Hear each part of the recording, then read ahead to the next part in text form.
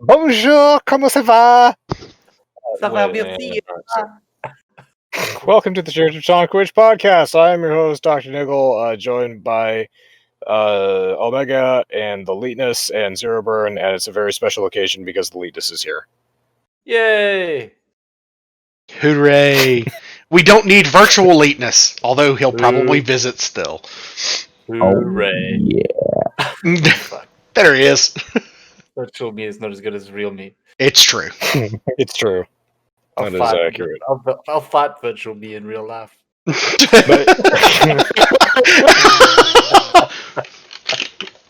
just Leetness standing in front of a computer, punching the screen. He knocks the screen over. He spreads his arms apart. He's like, "Yeah, you think you're tough? I'll just buy new screens." Stop hitting yourself! Oh gosh. Alright, so yeah, since we're, in such a good mood and all that, we'll talk about how Alex Trebek died. He was 80 years old and had pancreatic cancer. And yep. Sucks. It's definitely bad, and I heard that he had been, cured. They said that he had completely recovered from pancreatic cancer, and that was back at the beginning of COVID. And I was like, no, that pancreatic cancer is one of those ones that once you've got it, you've pretty much got it, and that's it. He started at stage 4, and stage 4 of any cancer is really hard to come back from. But the man was a trooper. He lasted a really long time. I'm sure he probably beat the doctor's expectations by a large margin. So yeah, I don't think there's anybody who doesn't know who Alex Trebek is. But I will remember him from his guest appearances on Saturday Night Live, where he and Sean Connery and who's the other guy, Burt Reynolds, really all went at it, and it was very entertaining. Fuck you, Trebek.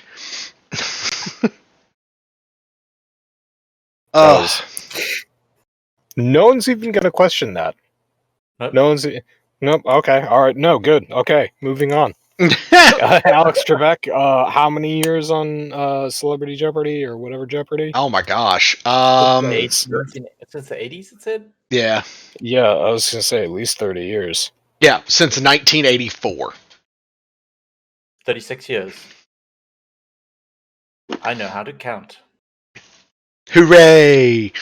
36 years of spay and neuter your pets. That was Bob Barker. Good try. It's the same. It's the same thing. It's all the same thing. How disrespectful can we get talking about a man who made more money than I probably ever will, and was beloved the world over? Oh. Yeah. It's interesting because new episodes of Jeopardy are still going to keep airing for a while with him on it. Oh, really? Oh, yeah. yeah. Last one's going to be on Christmas. Damn. That's always kind of weird. Yeah, that is weird. I'm not used to that with TV show hosts. I'm more used to it with movie stars who die and then their last couple movies come out. It's like the Imaginarium of Dr. Parnassus, if anybody watched that after Heath Ledger died. It's like that movie came out. Ooh, I didn't see that. That was a strange movie, but it was pretty damn good. If you like really bizarre movie making that, was Terry Gilliam the director of that or some shit? I don't know. Not sure. But yeah, there you go. Alex Trebek. RIP. Anybody a big Jeopardy fan? Anybody watch a lot of Alex Trebek? I grew up watching a lot of Jeopardy. Jeopardy, of course, Rock and Roll Jeopardy when that was on VH1. That was fun. Did he do Rock and Roll Jeopardy? He did the first 3 episodes and then backed away from it. even though he had his hands all over that show. I'm just trying to imagine him. Yeah, never mind. So yeah, there you go, Alistair Beck. I don't know what else to say. I think the one of the best things I've ever seen, and even people who don't play World of Warcraft know who Leroy Jenkins is. And one of the questions one time was a direct callback to the Leroy Jenkins incident that occurred in WoW, and it was during College Jeopardy, and none of them got it. All of them stood there with a blank stare on their face, and I was like screaming at the TV, going, "How do you not know this?" They're all nerds, but the wrong kind of nerds. Yeah, wrong. They're book nerds, not video game nerds. Was Mr. Jenkins some sort of world famous WoW player? Oh God. Oh God, Doc. Just, I know that's a joke, and it still hurt my soul a little bit. Well, I was whoever really he hoping is, somebody would eat the bait. he sounds like an amazing character. Yes, his legend will live on. Anyway. Leroy. Yeah, speaking of getting off, Mass Effect, or BioWare rather, made a kind of a big announcement this week. For a long time, they had been speaking about a remaster of the Mass Effect trilogy, and now we definitely know that is happening. Details on that in a minute. But they also announced that they are developing a new Mass Effect game that would essentially be Mass Effect 4, according to all the articles that I've read. So we're just sort of skipping over Andromeda. That's not really... I mean, it's a Mass Effect game, but it's more like, Rogue One, a Star Wars story. It's not actually part of the movies. So that's how Andromeda apparently has Halo shaped kind out. of did something similar. There was like 1, 2, 3, Reach, or 4, Reach, and then 5, or something like that. So yeah, So all right. We'll just pretend it's like not part of the main storyline. It's like, who can forgive them for Andromeda?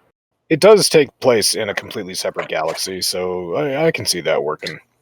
But yeah, there's in very early development, there is a veteran team working on a brand new Mass Effect game that will be Mass Effect 4 until further notice. And it's very early in development, so BioWare has no details to release just yet. But yeah, there's going to be another Mass Effect game. And no idea what universe it's going to be set in. But they're calling it Mass Effect 4 and not Mass Effect Andromeda 2. So, there you go. I actually installed Mass Effect Andromeda on my Xbox this morning. Have you played through it? No. But it's free now with Xbox Game Pass. Because a bunch of EA games just got dumped onto Xbox Game Pass. Yep. That's cool. A whole bunch of EA games, Destiny 2, a couple of other games just got dumped today. Yep. So I installed it this morning. So it's on my Xbox. Andromeda's a lot of fun. I've never played it, so I played all the other ones. It is a departure from the earlier ones, and a lot of people didn't like it as such, but I think it stands alone as a good enough game once they fixed all the launch issues, as is unfortunately often the case nowadays. But once they kind of tweaked those problems, it was a fun game for what it was.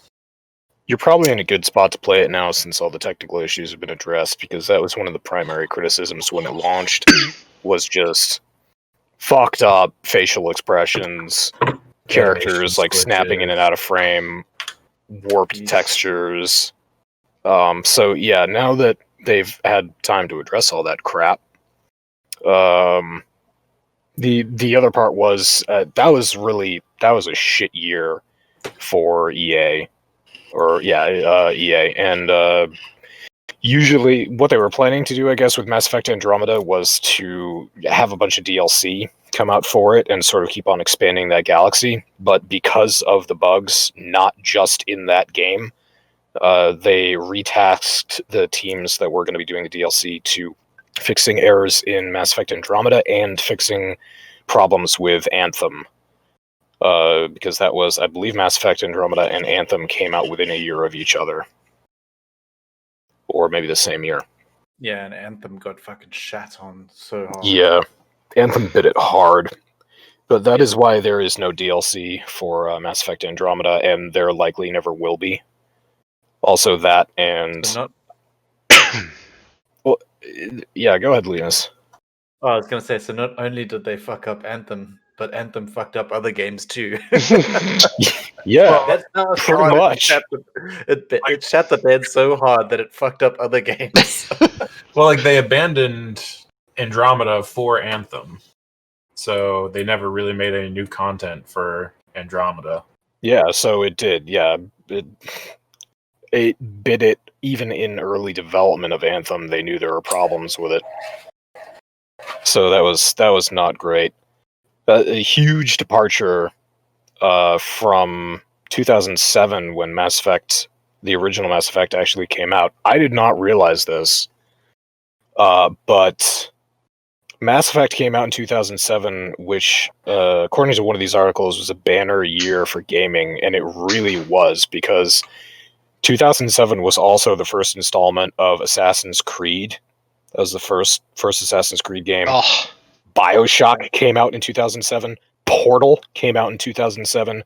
The Witcher came out in 2007. And Uncharted came out in 2007. Fucking amazing games that got sequels that everybody loved. That was the year of 2007. God, that's a lot of like grade A titles right there. Yeah. I mean that's people like still rave about Portal. Whenever Portal goes on sale on Steam, people are like, fucking buy this game if you haven't played it. God, if you haven't played Portal at this point, you've been living under a rock. Love that fucking game. Cake is a lie. The cake is a lie, my friend. But yeah, Assassin's Creed, I know. And GLaDOS is a potato. I know the first Assassin's Creed game got some hate put on it because it had limited... There was like 3 kinds of every single mission. It was like, eavesdrop, follow someone, I will also say, somebody. Though, the first Assassin's Creed was kind of early in the development of open world games. And yeah, it was. They took a big risk. And, for all that criticism, it still helped define open world gaming. And, I mean, all the things that they learned in the first Assassin's Creed has only made later installments better. And, I mean, now this is one of the great gaming franchises in existence. I thought it was fucking incredible. When I saw that game, I was like, God, well, I think the first time I played it was on somebody's Xbox, because I did not have a computer that was capable of playing Assassin's Creed. I built my first computer so that I could play Mass Effect and Assassin's Creed. That was the story behind my first rig. Yeah, I'm pretty sure I played the first one on consoles. But yeah, I was immediately into Assassin's Creed. Oh, I know, it was Parker. I was in fucking Connecticut. And I was staying with him for a week, and he just played Assassin's Creed a bunch of times and was like, "You want to try this out?" I was like, "Fuck yes!" And I actually used a controller.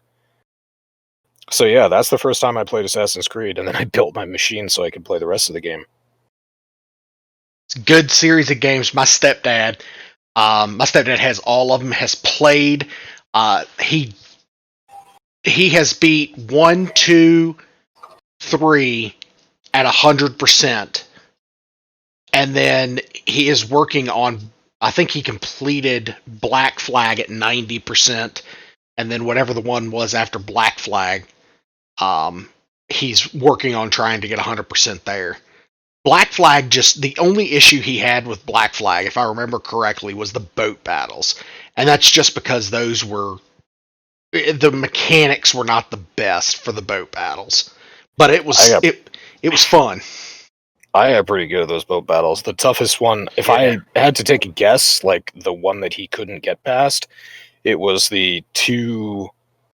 You have to fight the two largest ships in the British Navy. One is the Sovereign, and the other is the something or other. But yeah, you're fighting these two massive ships, and you've got your like what's called a brig. That's just your standard ship that you outfit. So yeah, you got to be wicked fucking good at aiming your cannons, taking down the masts, using your mortars. If you can set fire to the water and back of you, definitely do that. Yeah, that was fucking tough.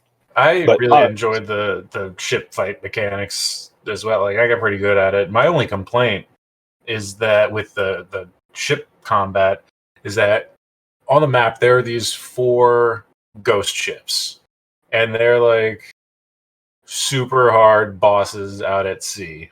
Yeah, you can only fight them once. Yeah, that's one of the battles. They're gone.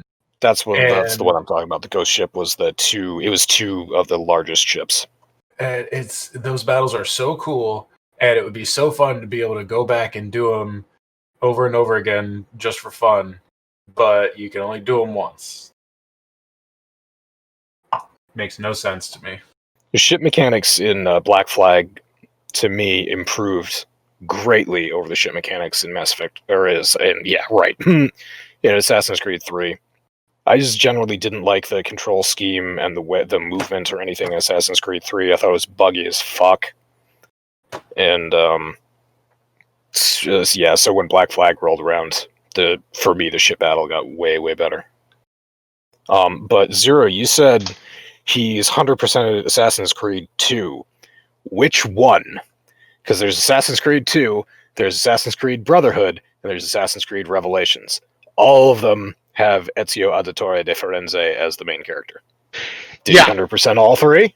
I believe I don't know about the other 2, but I know the actual Assassin's Creed, the official second one that was released as, I believe, Assassin's Creed 2. Yep. He is beat at 100%. I 100% of the first one, the second one, Revelations, Brotherhood, 3, and I think I stopped at 4, and I was just like, okay, I'm done. Origins and Odyssey are really good. Oh, Origins was the other. I did not care for Origins, because that had... I played it for about 20 minutes, and people's faces were snapping off, and I was trying to free run on rooftops, and my character was not going where I was telling him to. And also some textures were, like, popping up to the sky. And I was like, wow, this is a broke-ass game. And I said I'd probably get back to it once they patched it, and then I never did. Rogue I played a bit of. Rogue went back to the Black Flag mechanics, and that was good. Good times. I'm interested to got lots of titties in it. It's Greeks and that type of culture, so you can just go to nude beaches and there's like naked girls walking around and shit. I'm sorry, not Origins. What was there was one that came out between Black Flag and Syndicate? Rogue, and it took place in France. Syndicate. It was Britain. It was Great Britain, actually, not France. Yeah, Syndicate was Britain. No, the one I'm talking about, the one that was broke ass, was France. It was the French Revolution. Okay. I don't remember so many of these games. Yeah, I know. Now, Syndicate... It was called Unity. Yeah, Syndicate was fun. I'm not even going to lie. I played Syndicate for a while, and it just started becoming too much because you actually have to manage a gang. And as fun as that can be, it was quite taxing at points. I mean, Black Flag, you have to manage a fleet. Yeah, well.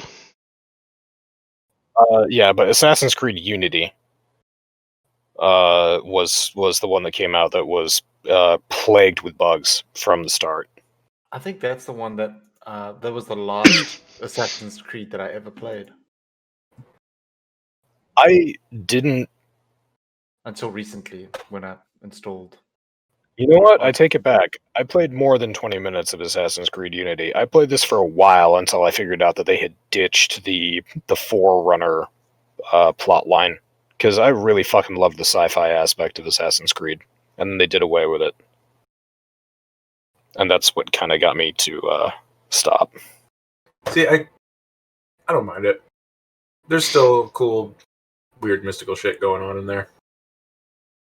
I'm interested to see what they do with Valhalla. I'm into Norse mythology and stuff like that, and I'm kind of interested to see how that works out.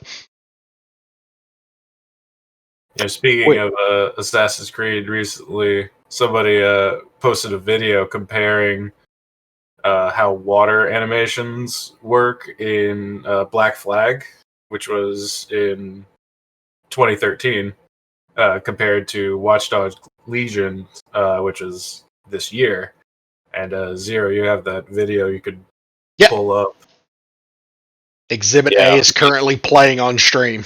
Yeah, for folks listening, this is just a character running through water, and you can see his legs come up and down, and then they compare it to Watch Dogs? Yeah. Where it's basically just a dude running. He just runs. He happens to be in water, but he's running at full speed. And the animations are really different. The splashing is terrible. And to be fair, Assassin's Creed is a game about being in water, and Watch Dogs is not. But still, you would think in 2020, if you have a pond and you're going to let your player run around in it, even if water interaction is not the focus of your game, you're not going to put something in the game that looks that bad if you could do better. Yeah, well, I mean, think about GTA for a second here. GTA is not a game about being in the water. But when you fall into the water, you swim. When you are running on the beach in the water, you slow down. They have at least some semblance of water mechanics in that game. Mm-hmm. So yeah, I agree. You think if it's possible for your character to go into the water, you think that they would pay some attention to that. Yeah, this was posted on Reddit, and there are a lot of people arguing both sides, saying it's lazy, and other people saying that's not what the point of the game, so it'd be dumb if they spent all their effort on that. And I'm on the opinion, if you're not going to do it right, don't put it in the game. Yeah. That's whoever checkmarked that or put their stamp on it and said, yeah, this is good enough to ship. That's just accepting bad game design. Yeah, I mean, even if the in Assassin's Creed, you get the high stepping water run that you do when you are running in the ocean in sand.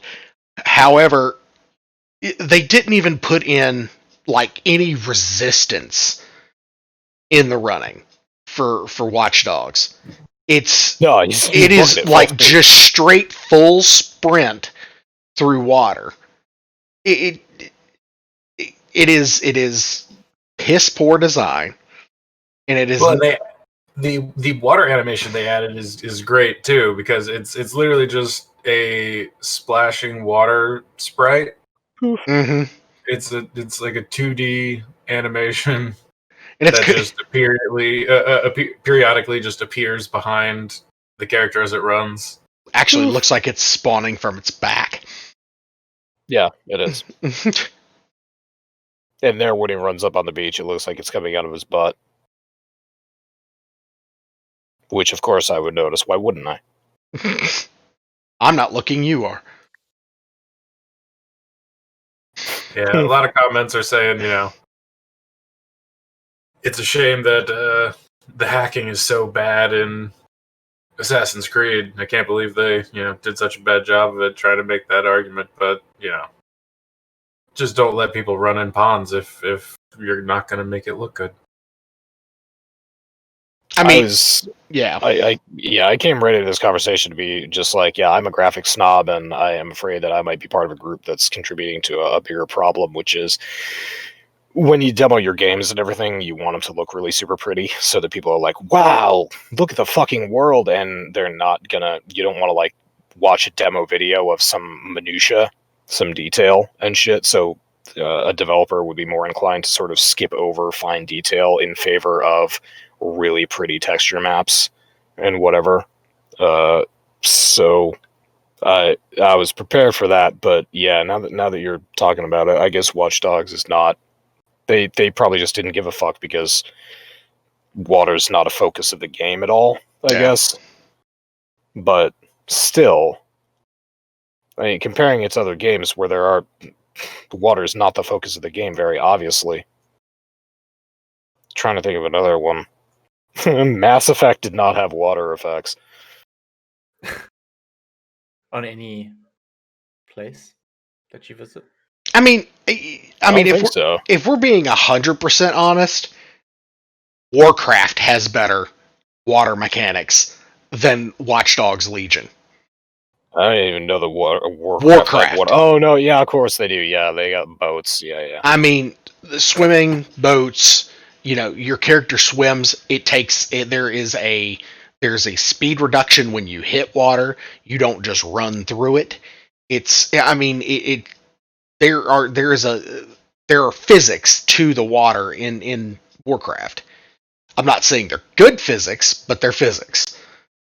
I forget it. The Warframe summer event at the beach when we were running through the water. Did that slow you down at all? I don't know because I was always bullet jumping. Yeah, me too. All right. Something to check next time the Dog Days event comes around. Yeah, I guess. Yeah, so what's this you guys found about Blizzard and multiboxing? I don't know what multiboxing is, but you guys were talking about this earlier. So, essentially what multiboxing is Multibox. Lilu Dallas multibox. But Lilu Dallas has multiple vaginas? But essentially what this is occasionally in classic WoW, even retail WoW, you'll see a mage, let's say, enter an area. And then shortly after that, 7 other mages that look exactly like the one that just entered the area will also enter the area. And when I say the exact same, I mean the exact same. Like down to the eye color. Exact same. And they're all moving in unison. If one starts dancing, they all start dancing. If one moves left, they all move left. It is a way that it is a process that has been used by Chinese gold farmers since the creation of the game, I would say. And what they do is they go into an area, they will wipe the resources out of an area. They'll just stay in an area for hours and just farm resources and materials. And then once they've gotten all that they need, they leave. And they'll move to another area. And then they go to the auction house and they start selling this stuff, and they end up either crushing the economy or making it so ridiculously expensive that there's no point in even having the economy there. Blizzard has decided to crack down on this and has stated that they will no longer allow this because they have noticed an increasingly negative impact to the game as this software is used to support botting and automated gameplay. Well, no shit. The Chinese gold farmers have been using this tactic since you opened your game servers. And I was just about to say, like, how long has this fucking game been going on? Like, I've known that people were doing shit like this, and gold farmers were doing crazy shit. Like, why is it now that they're finally cracking down? They're doing it now because they're doing it now because there's enough of a complaint across 2 of their more popular games, Retail WoW and WoW Classic, that it is causing an issue.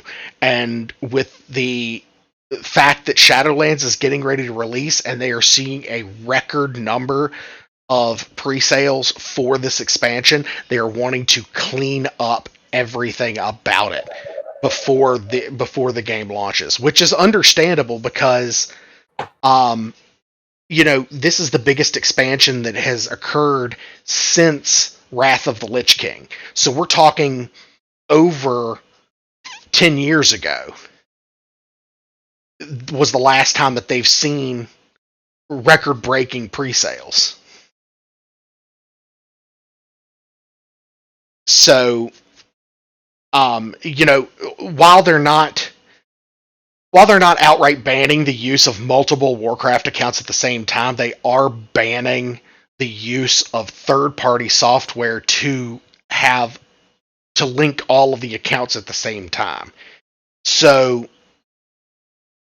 how they're going to prevent this from occurring, I don't know.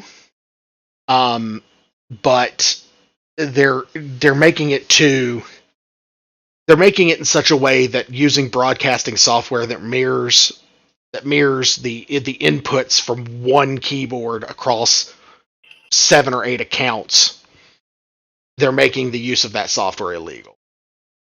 I wonder how they're going to detect that. It's a good question, and the article that I'm using from Eurogamer it does not specifically say. I'm guessing Makes you wonder. Go ahead. I was going to say, I'm guessing it's going to be the same way that they detect, like if you're using cheats or that sort of stuff.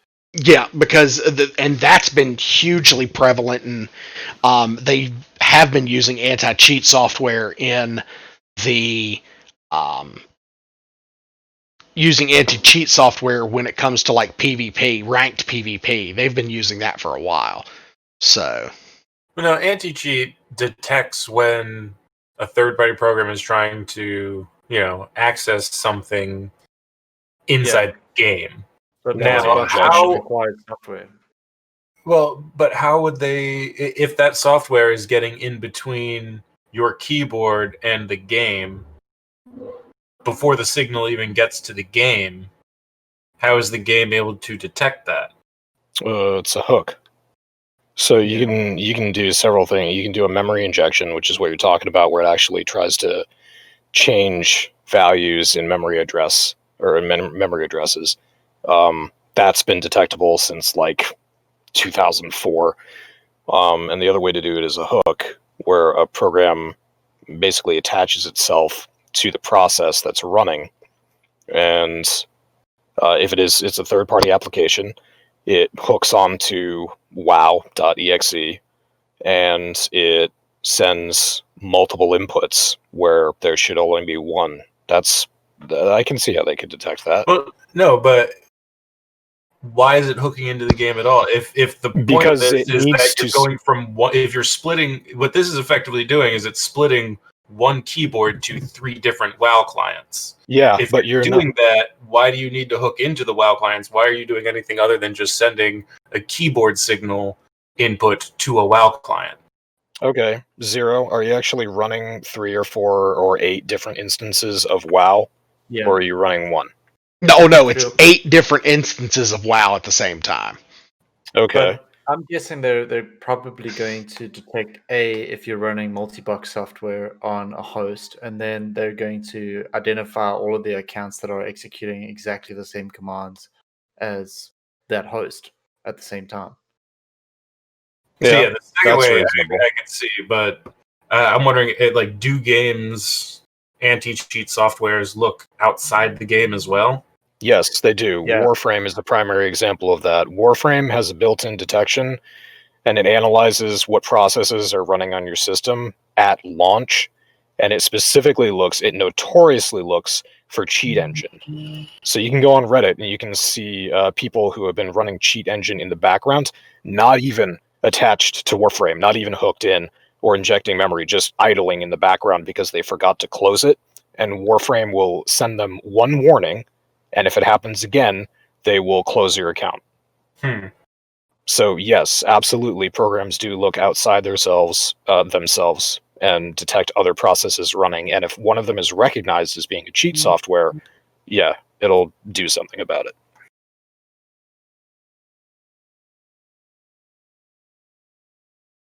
So there you go.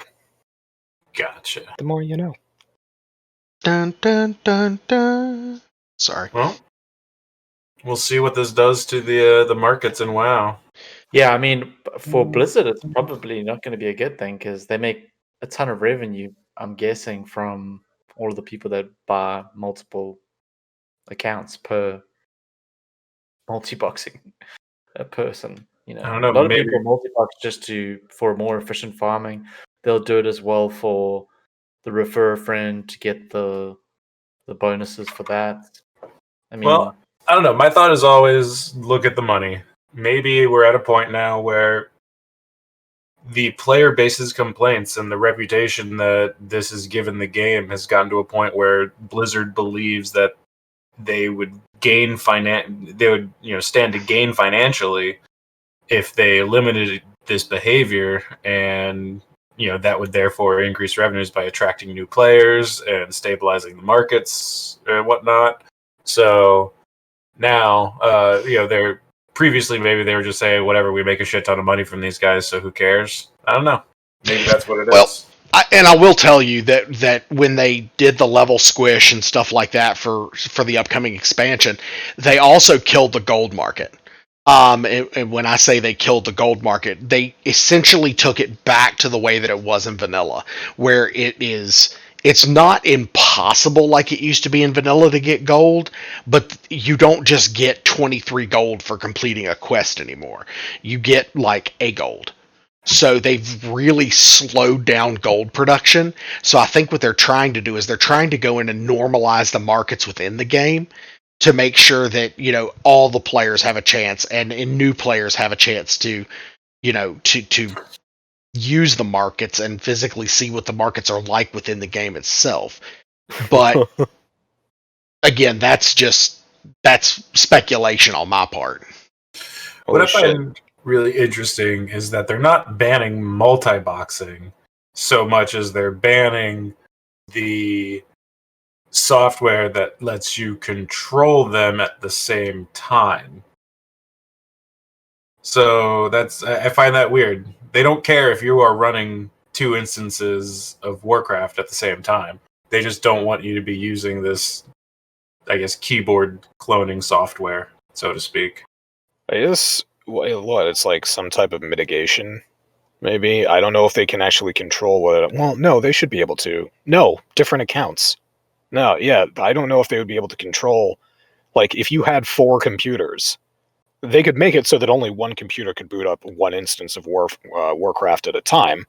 I can see how they would do that. But what if you had 4 computers and you're all on the same network, and you just boot up Warcraft on each computer and log into a different account on each computer? Well, I guess that's a question. What do gold farmers do, like the Chinese gold farmers do now? Is WoW just such a low-intensity game that they can run multiple instances on one computer? Are they building, like, super expensive computers to handle running multiple instances? Or are they just, like, literally networking a bunch of computers together? Yeah, it can't be that resource intensive. The game is like almost 20 years old. I bet you could just install like 4 virtual boxes and run it that way. You have to the way that the downloader works is with each time that you have the game on your computer, it's run through one Battle.net launcher. So you would have to have multiple instances of Battle.net launchers on one computer, which I don't know of a way to do that. VMware. There you virtual go. machines. Yeah, run virtual machines. You could do it that way. So that would be a way that they could do it on a single computer. Let's be honest, if you're just doing it for gold farming, you know, doesn't matter what anything looks like. You can probably get the resources drained pretty low. Well, and most of your gold farmers are honestly they're doing what's called boosting, and it's the boosting market has died. We talked about that on a previous podcast. When Method was the entire Method clan or guild was killed because they were selling in-game currency from their boosting runs, and they were just carrying people through and charging them like 75,000 gold in game, and then they would take X amount of gold from all of the boosting that they did, and they would sell it to Chinese gold farmers, and then they would get like, I think one of the guys said that he was making between $3,000 and $5,000 a day selling gold to Chinese gold farmers. Jeez. Yeah. I want to do that for a living. Right? And they must have had a really good method. Haha, see what you did there. See, Masami, we miss you, your puns. But that was a good one. That was a good one.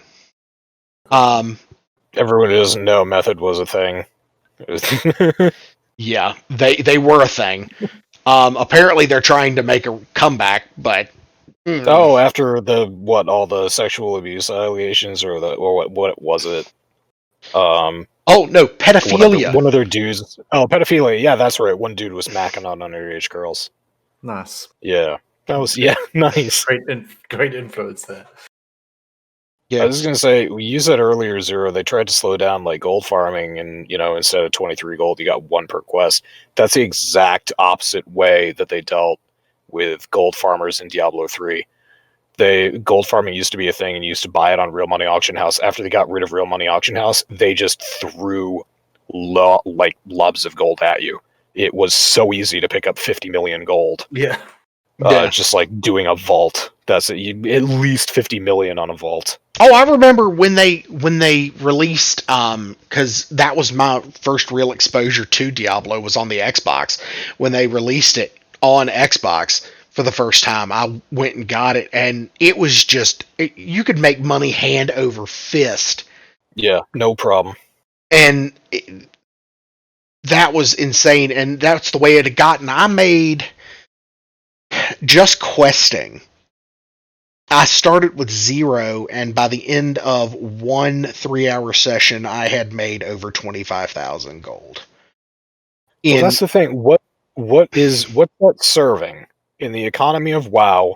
What is it serving to have a scarcity of gold? And I don't know. That's the thing. I can't answer that question. Why wouldn't they just open up the floodgates and give you like, oh, here's 250 million gold. Congratulations. Well, I think how would that hurt? I think what they're trying to do is they're trying to create a gold scarcity so that people will buy WoW tokens, which can then be sold for gold. So they have microtransactions in game that you can pay Blizzard for these tokens and trade tokens for gold. You place tokens on the auction house. The people will buy tokens that can be used to either put $15. A $20 token translates once bought in game, translates to either a $15 credit on your Blizzard account or 1 month of game time. All right. So per transaction, they're making $5 per transaction. On the surface, that's the way it looks. Now, of course, they're probably making much more money than that. Out of that 15, they're probably making all 15. But it's one of those things that they're trying to force people to that market, is what I think is going on. Okay. Well, I mean, that would make sense to me then. It's like incentive to keep on playing the game then. Correct. Grind gold, buy tokens, get more time in game. I mean, when I came back to the game, I had 1.1 million gold, and I'm at 1.2 million gold now, and I have not paid and will not pay for any time in game except for the first month that I came back. And that's just because I didn't know how. Because to get into the game to see how much gold I had to buy time, and I couldn't buy it in game because I didn't know how much gold I had. But I have not. Yeah. I have not physically paid $15 for game time. Yeah, for your WoW subscription. Yeah, since that first month. I was going to ask Leetness. Leetness, do you remember? Was it Manglash? We knew somebody who multi-boxed on D3. I was trying to remember who it was. It wasn't Sid. It wasn't Steel. I think it was Manglash. Might have been Mang or maybe Freely? No, Freely wasn't in Diablo. Never mind. Yeah, probably wouldn't. No. But someone did the same thing where they were running like 4 different instances of Diablo so that they could have 4 characters in a game, and they would just go to different maps and they would use the same controls, running around just nuking everything and picking up whatever they could, and then trade it all to their main account. Yeah. My question was, you're on different maps and you have different setups and everything like that. How the fuck are you picking up all the gear and everything like that? How do you keep track of 4 screens at once? And well, you have one mule, and then you just transfer. You can. yeah, right. Yeah. I was talking about like drops on the ground. When a legendary item drops on one of the 4 screens and your controller is controlling all 4, do you just know to switch over to that screen? location? Yeah, okay. They all click to that location. That was just because Diablo's kind of a different game like that. Yep. I mean, it would be better in Warframe if you think about it, because you could just vacuum everything up. Yeah, right? Like, multi-boxing on Warframe would be pretty sweet. That is extremely frowned upon. You're only supposed to have one Warframe account. No, you're allowed to have multiple accounts. You're just not allowed to have any interaction between them in terms of trading items. I think that's their officially stated policy. Like, you are not allowed to have 2 accounts so that you can do 2 sorties a day and trade all your Rivens to one account or something like that. Or trade items to sell for plat or whatever.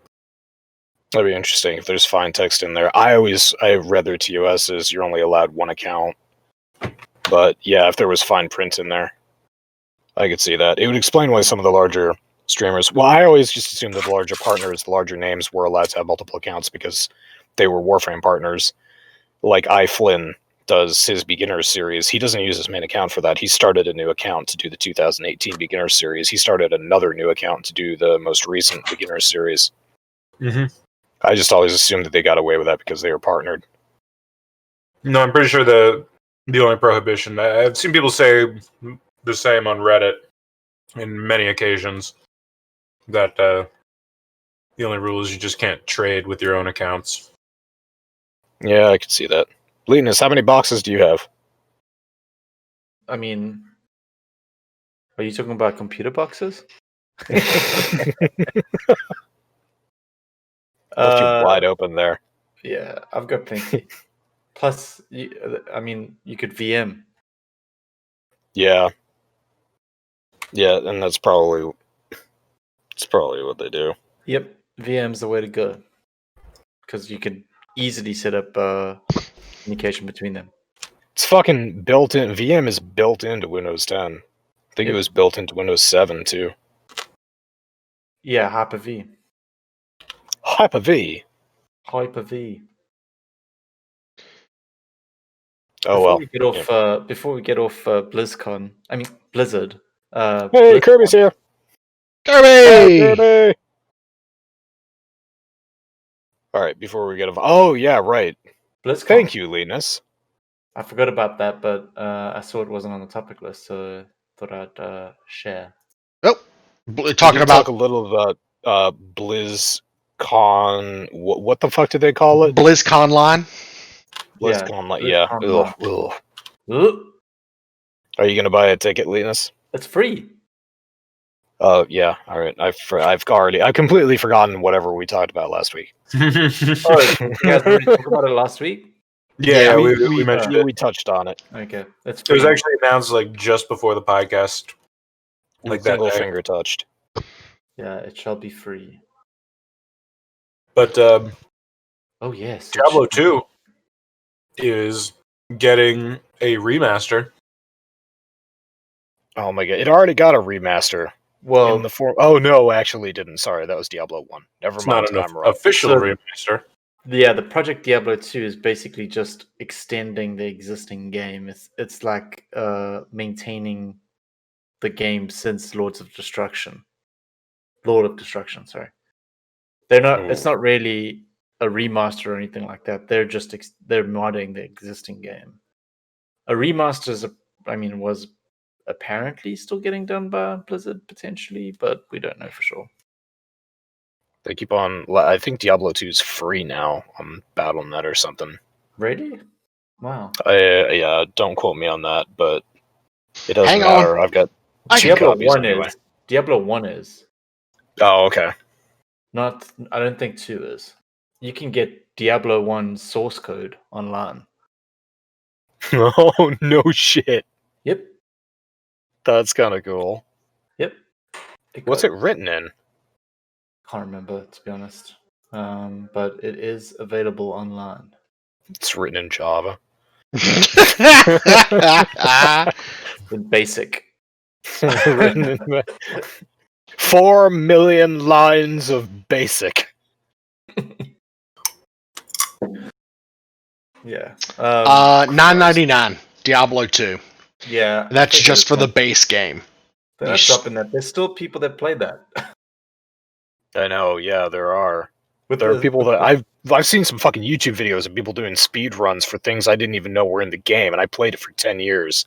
You probably find the Diablo 2 classic team is the one that's doing Project Diablo 2 just so that they can get more purchases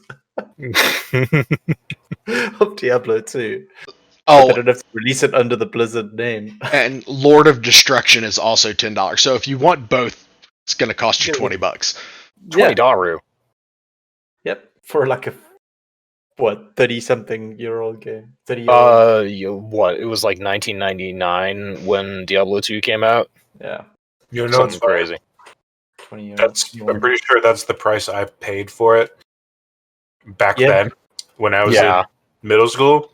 I got the battle chest, and it was the base game plus Lord of Destruction. And you probably got Warcraft too. $20. I've I also got the Diablo. Warcraft box. I bought Diablo 2 like 3 times. I bought it a long time ago. I had an original copy, just Diablo 2 before the Lord of Destruction and everything came out. Then I bought the battle chest later on.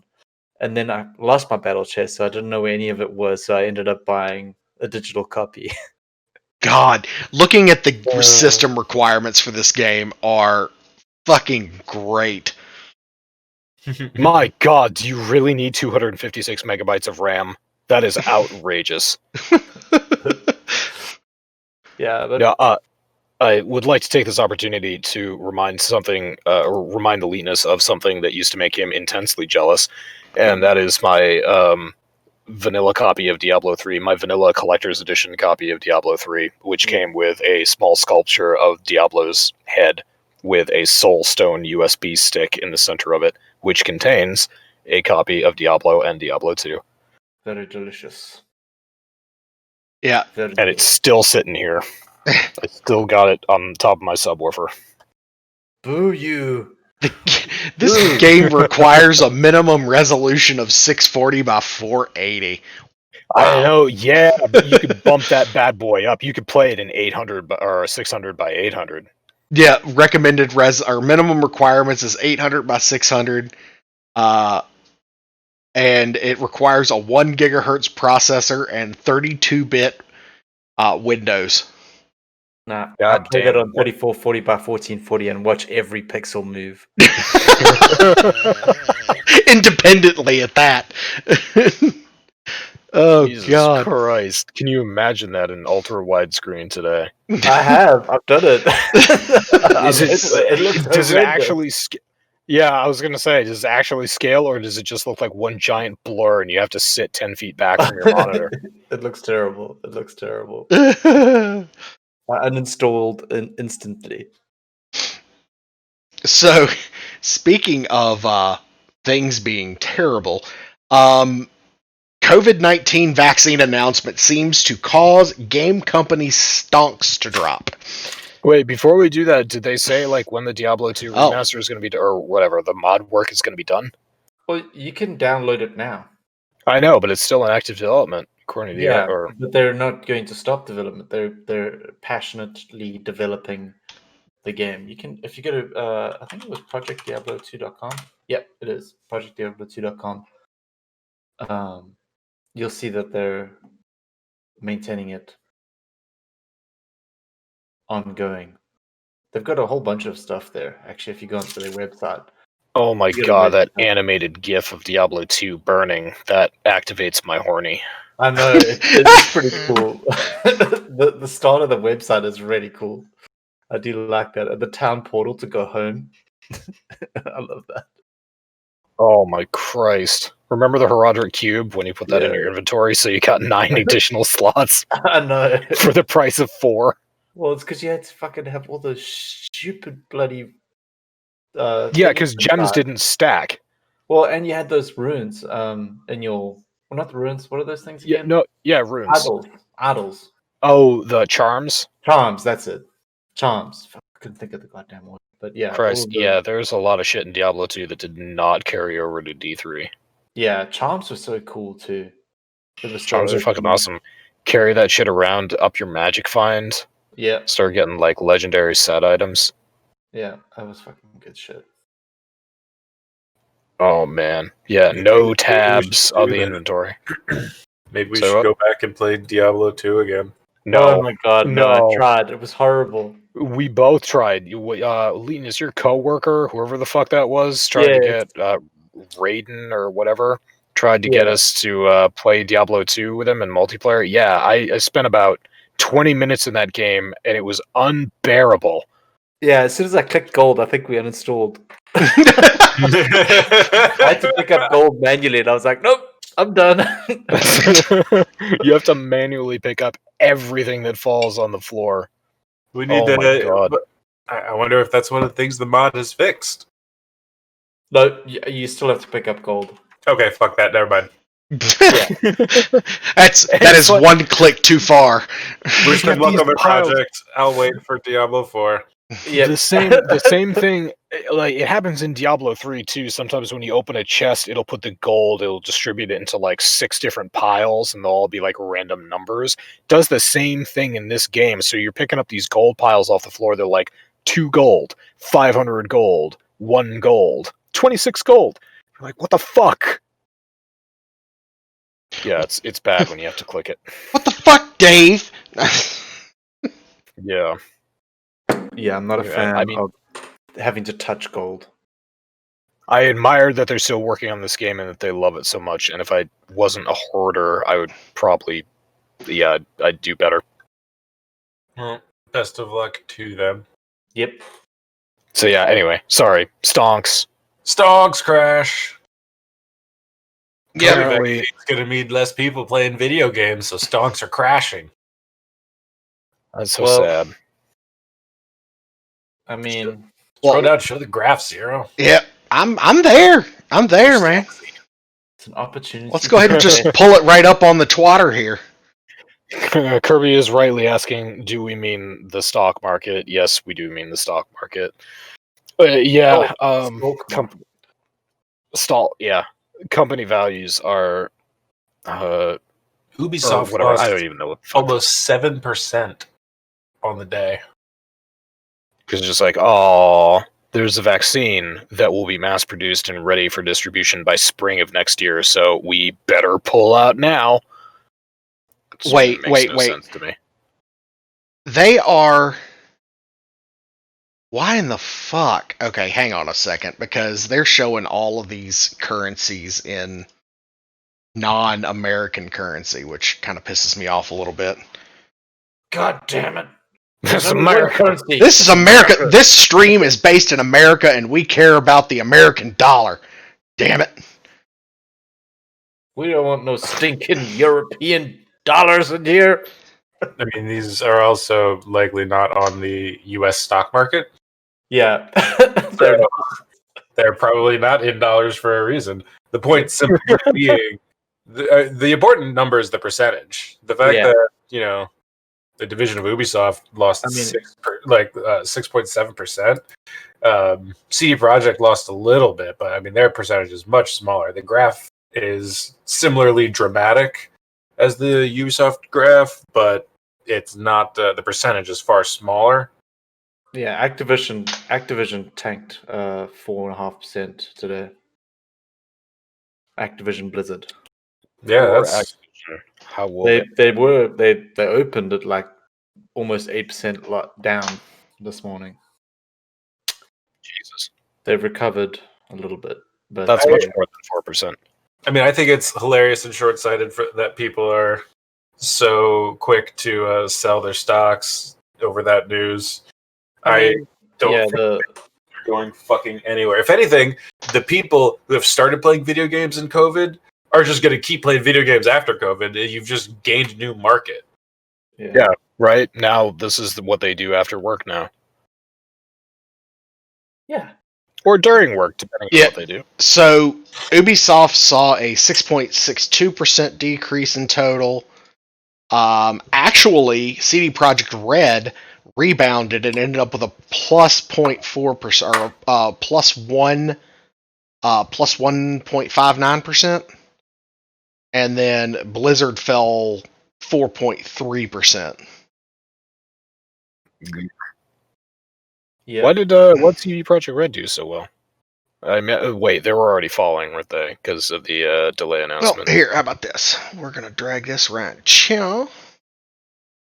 I imagine CD Projekt Red is gaining stability simply because of hype over 2077. Granted, they've already lost stock for uncertainty over its release date. So yeah, right. Talked about that either last week or the week before.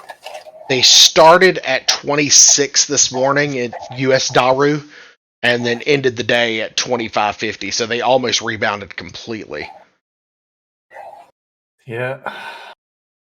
Interesting. Well, yeah, I don't know of any AAA releases that were announced by EA or Ubisoft. CD Projekt Red so far is the only one that's got a AAA title that is coming out soon. TM.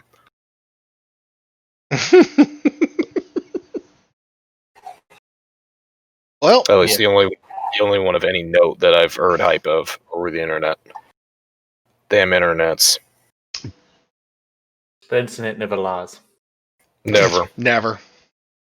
Also, I'm pretty sure that I'm right, just because, I only know about Cyberpunk 2077, and I don't pay attention to EA and Ubisoft at all. Well, I think, end of the day, it's all going to stabilize, and a little panic selling right here is going to stabilize as people snap up the dip. And, people, for everybody that likes to panic sell, there are people who like to buy the dips. So, yep, that's yeah. Stock swap. Investors being short-sighted or crazy is not something new. What the fuck are those investment apps? Like Robinhood is one of them, or some shit like that. Yeah, Acorn. I blame people. I blame people that have stock apps on their phones and are just like, I sell. Nah, I think it's more ultra conservative funds and mutual funds and things like that. It's all the Republicans going to live in Canada. Canada doesn't want U.S. citizens. The border is still closed. I tried to cross it to buy maple syrup. They told me, go back where you came from, eh? But they said it nicely. They're so nice there. They did. Then they gave me a miniature Canadian flag and a little statue of a moose. And some maple syrup. And Canadian bacon. And the maple syrup that I came for. So, in good news, it appears that 20 years ago, Bill Gates and Rock the Dwane Johnson introduced the first Xbox to the world, and now 20 years later, they are going to be giving away the Xbox Series X to children's hospitals around the United States. I think this is cool. I am actually planning a marathon stream, sometime in the near future, with all proceeds from that stream going to St. Jude's cancer research, because that is something that I feel very strongly about. I think this is really cool. Kids that are dealing with major illnesses, they need something. They need something to take their mind out of the everyday. I've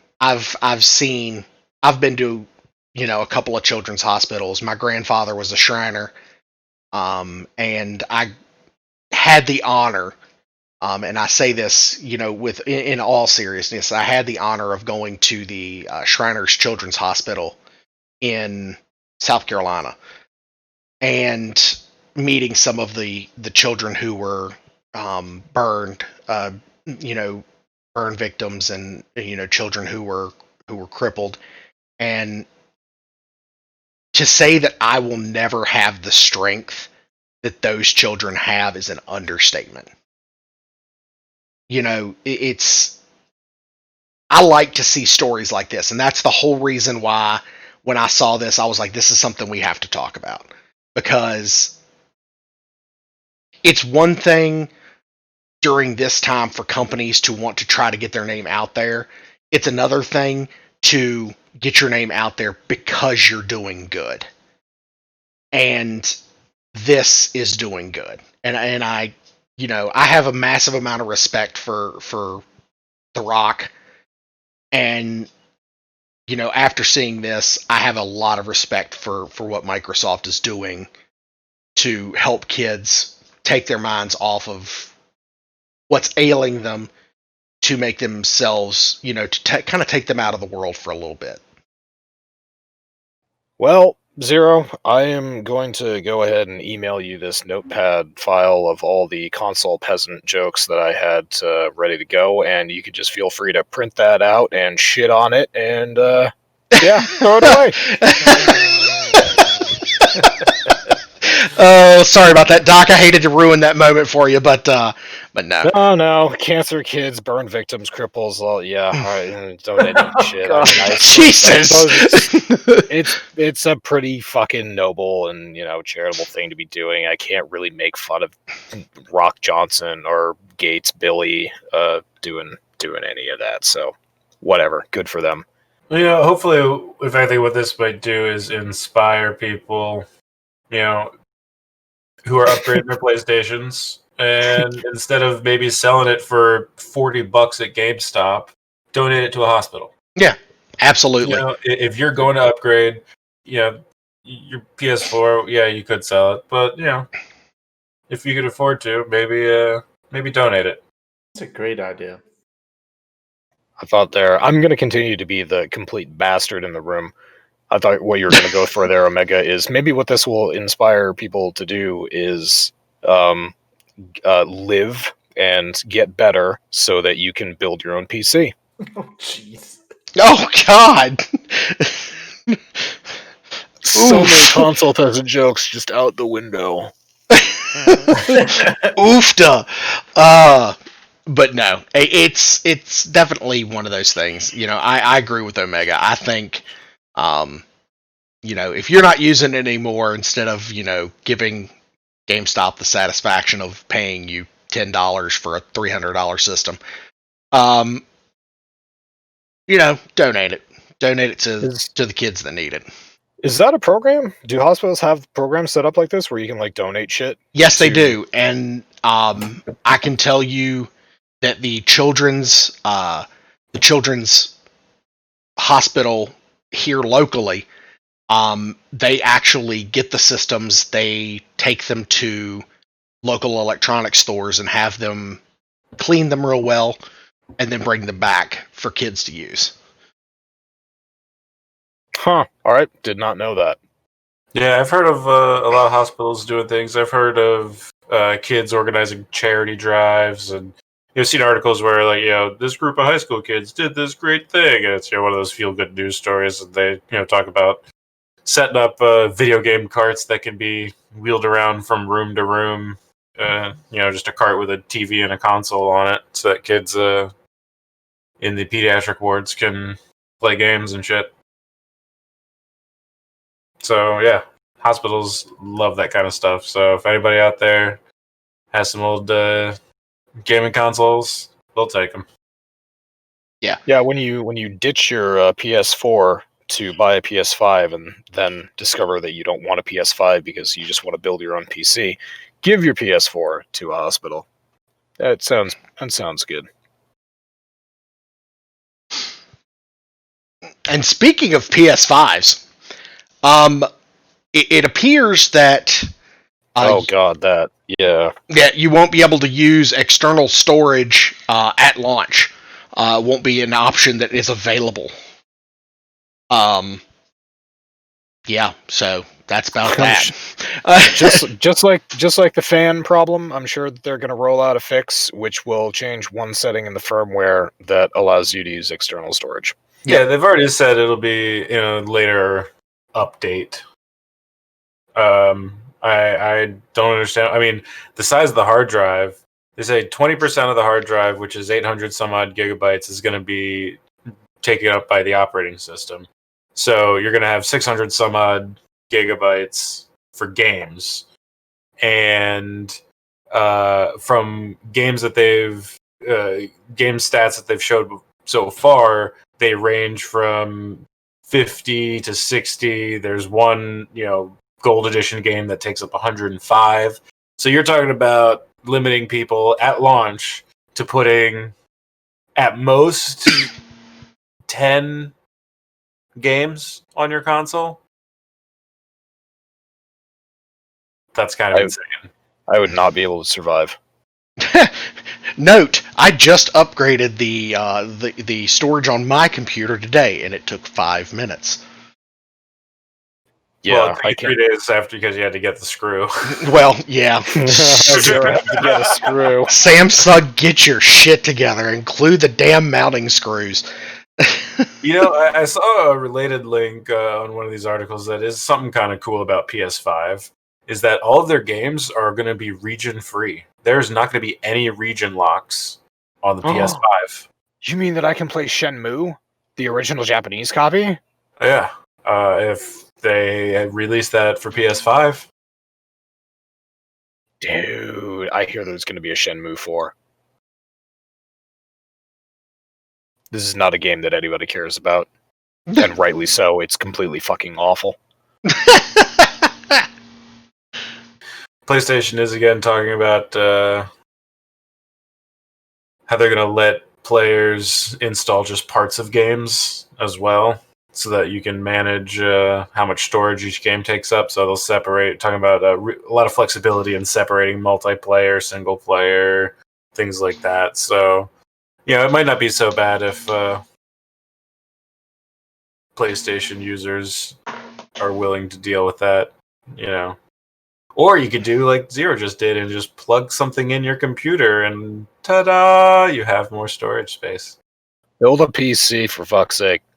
I mean, if we're being 100% honest, the load times now for the games is insane. Yeah, it's an M.2. You're jacked right into a PCI-X lane. Oh, wait, were you on a hard drive before? Yes, I was. Oh, you were on a hard drive? I thought you were on an SSD. It is a solid state, but it is a solid state hard drive. Hard drive is different than SSD. Yeah, you were on an SSD. Still, performance update, you're going from like SATA 3 or SATA 6 gigabytes per second to a PCI-X rail. Yeah, it's still pretty noticeable. Oh yeah. Warframe loaded up really fast earlier. It was great. Yeah, it's real nice. I loved it. But don't be fooled into thinking you can put GTA on there and it'll speed that up. Nothing can speed up GTA. Nothing can speed up GTA. No. It's not possible. GTA is just a monster. Oh, well. Did we want to talk about Genshin Impact?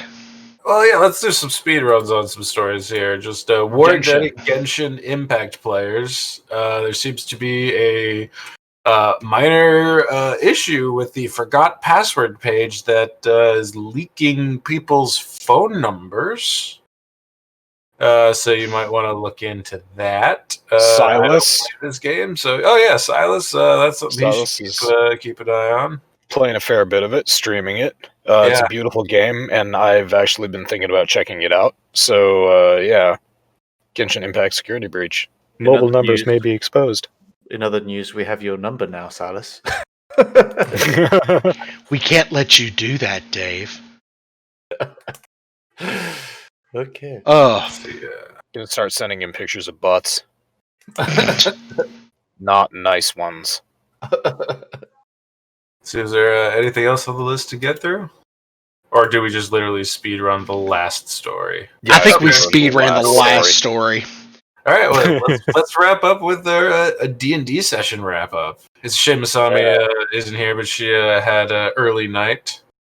But she got wasted and passed out. But the session was good yesterday. So it started off at the end of the battle against giant orc shadow demon. Oh yeah, right. So Sigurd totally one-handed killed this one-handed shadow demon, or this the Tanaruk.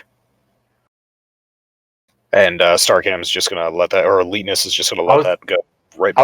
I was gonna be like, really? Because that's not how I remember it. In fact, if I remember correctly, Eliteness's radiant energy from that smite kind of exploded the monster.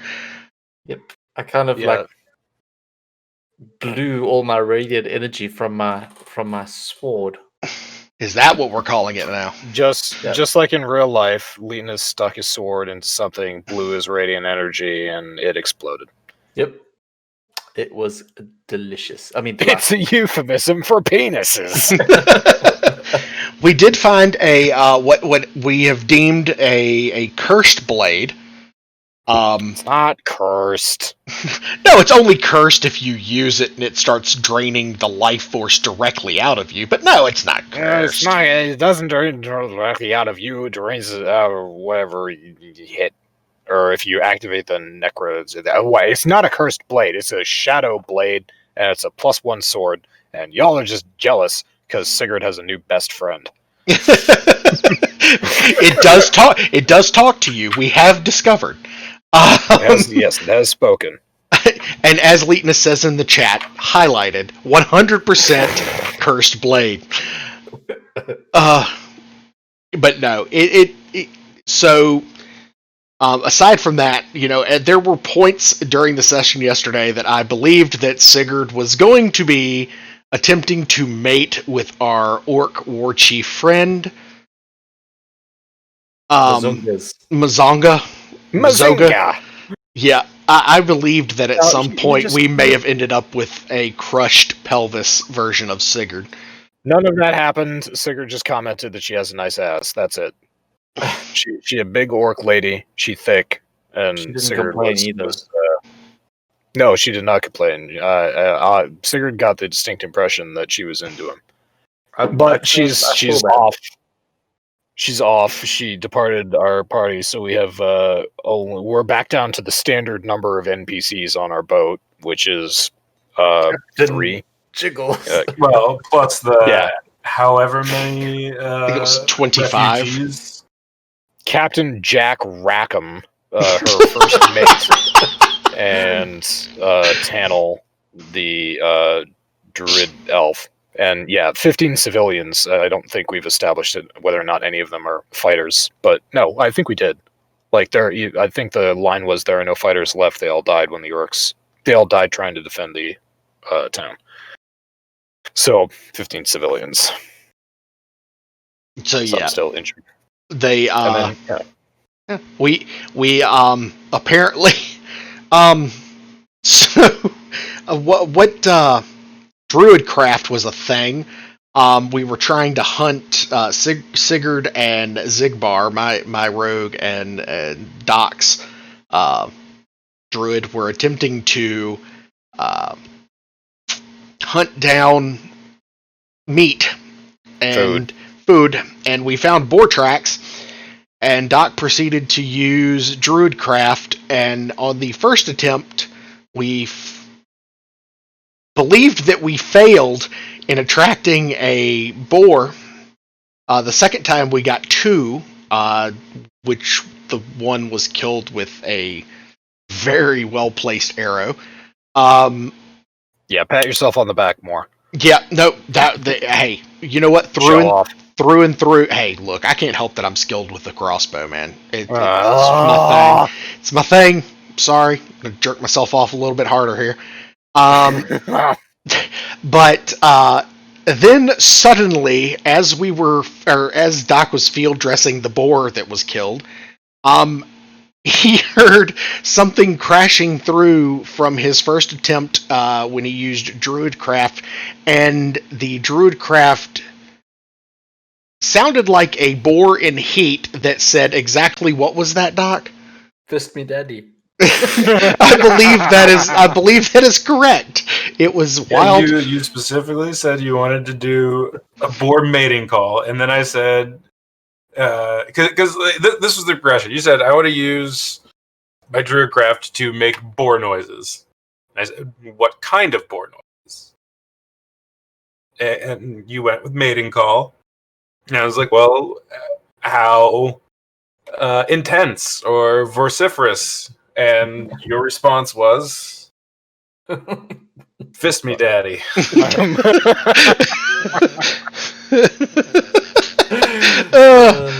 And until that moment, this was just a chance for you guys to attract some boars.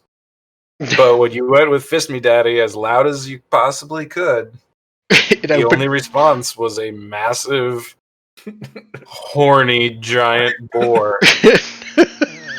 First of all, with the mender that from could, about half a mile satisfy away, and instantly started charging in your direction. on the long list of problems with that logic, first is boars do not have fists. Oh, God. Okay, so the equivalent of fist me daddy.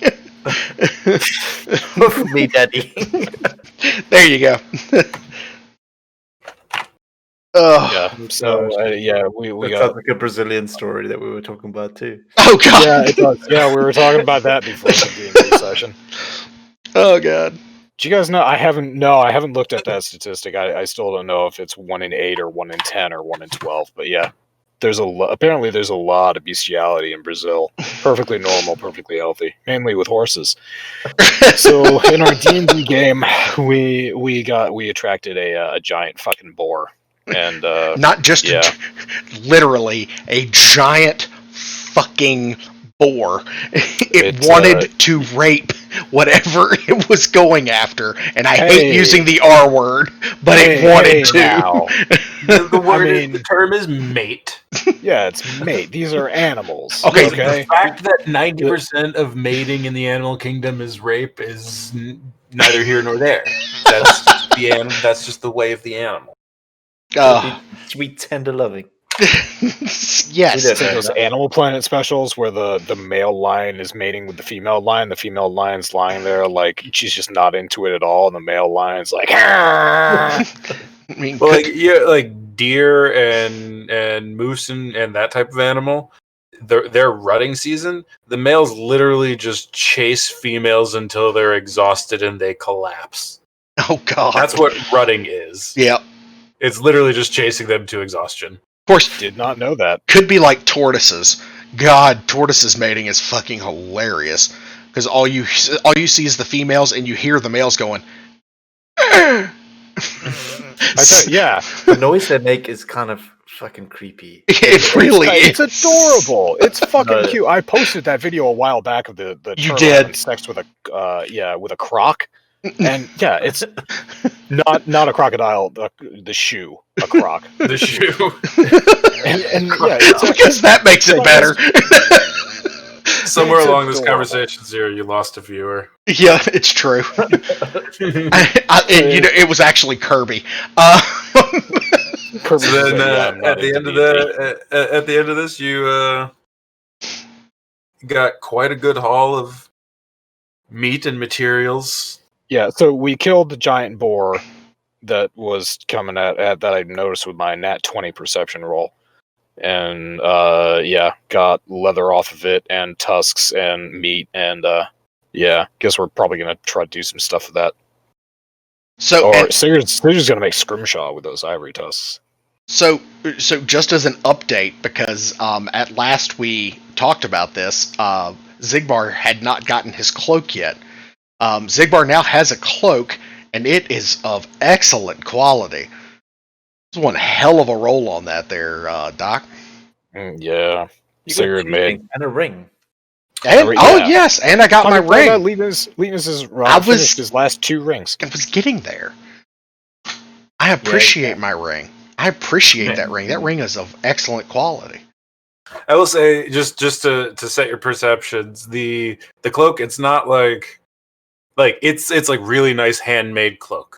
It's not like, custom tailored, super expensive, spent 100 gold in like a fancy city clothing shop level good. It was an 18. That's a great roll. But excuse me, it was made with love. Yes, and it's got that like beautiful handmadeness to it. So just as a note, the cloak I was wearing before was so tattered and worn that anything by comparison is nice, but this is excellent quality compared to what it was. Yeah, I just wanted to make sure you perceive it as like it definitely has that like handmade by Sigurd with love feel, and not like really nice but soulless fancy garment look. Oh no. Sigurd's Sigurd's taken to making clothing. Starcam has taken to making jewelry. Jewels. Actually, I think what I think we should do is start. So Sigurd now has proficiency with woodcarver's tools, so I think that we should start looking for materials that we can make sex toys out of, and then we should figure out how to like gild them or enchant them, and find like a pervy gnome to just sell magical sex toys to. Send them back to the mine. Have them enchanted. I mean, could be. Listen, we could talk. Yeah. One of the best ways to have a successful business is find a niche market and really explore that market. So we call this a French tickler. Because what is to you in French? What is French? It's just like Sigurd knowing what airplanes are, and none of the rest of us get it. Gonna come across somebody who's got to translate. That's Futurama. That's a fucking Futurama bit. Professor Farnsworth invents this machine that can translate. It can translate any language in the known universe, but unfortunately, it translates it into a worthless dead language that nobody understands. And Fry speaks into it and says "hello," and the machine says "bonjour," and Professor Farnsworth says "crazy gibberish." Yeah. So basically what we want is enchanted sex toys and pervy people to sell them to. I think this would be a thing worthwhile. So I was going to but I figured they had been through enough, and Starcam and Sigurd may have strung me off the end of the boat if I would have started, attempting to take money from the people who we rescued and who were refugees on our boat. Just because I'm a rogue and that's kind of my thing.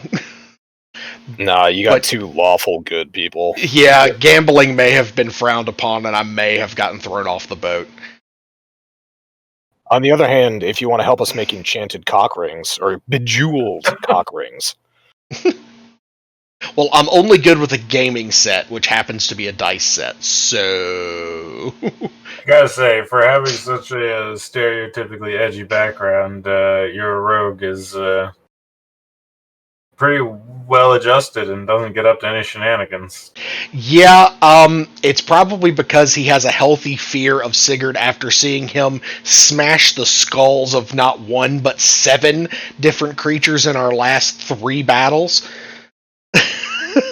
Has Sigurd really killed that many things? With your hammer, yes. Jesus Christ, I lost track a long time ago. I mean, you've Gallaghered no less than 7 heads. You get really disappointed whenever you miss, but like when you hit, you hit. Hammer do big damage. Now you have that sword. That sword also does a ton of damage. Does do a little bit of damage. Wait, I can use Booming Blade with that sword too, can't I? Ha-ha. You can use Booming Blade with any weapon. Yeah. All right. Well, you could pick up a broken table leg and hit somebody with a club and use Booming Blade on it. Sigurd does like hammer.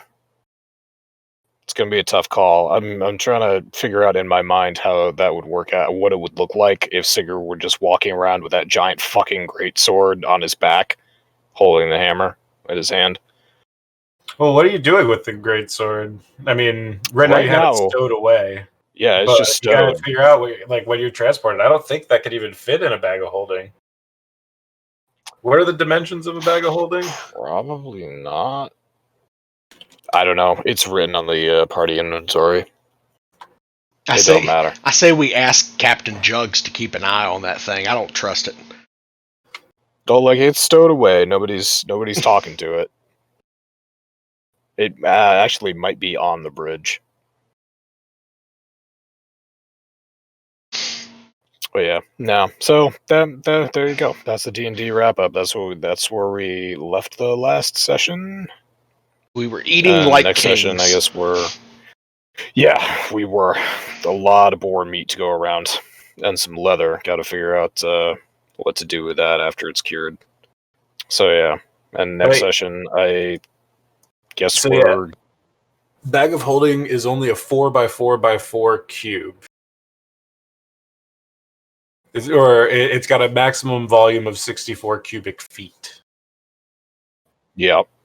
So that sword is longer than you could probably put into the the volume of the bag, depending on its other contents as well.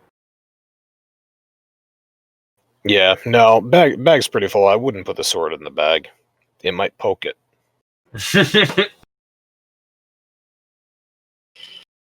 Nah, I'd be carrying that thing around probably. I'll have to make some sort of sheath for it. You can use your leatherworking abilities. I was about to say, create some type of sling with a leather wrap to go around the base of the blade itself, right near the hilt. We've got both boar skin and alligator skin. And wyvern. And wyvern hide. Yeah. From way back in the day. Well, yeah. So that's something for the next D&D session then. All those sheets of hide are probably filling up the bag of holding. Oh, they're all wrapped up.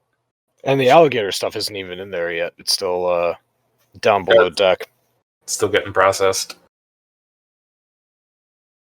Alright. So there we go. I think we should take it out. That'll be all for the podcast. I don't know how long we've been going. About a long time. Hour and 36 minutes ish. That's pretty good. Hour and a half. That's a good amount of time. Yeah. Hope everybody had fun. Thanks for joining us. Thanks for being here. Thanks for swinging by, Kirby. And yeah. Guess we'll catch you next time. What's up? Goodbye. Have a good evening, everybody. We will see you on Thursday for a Thirsty Thursday stream. Bye. Penis. Penis.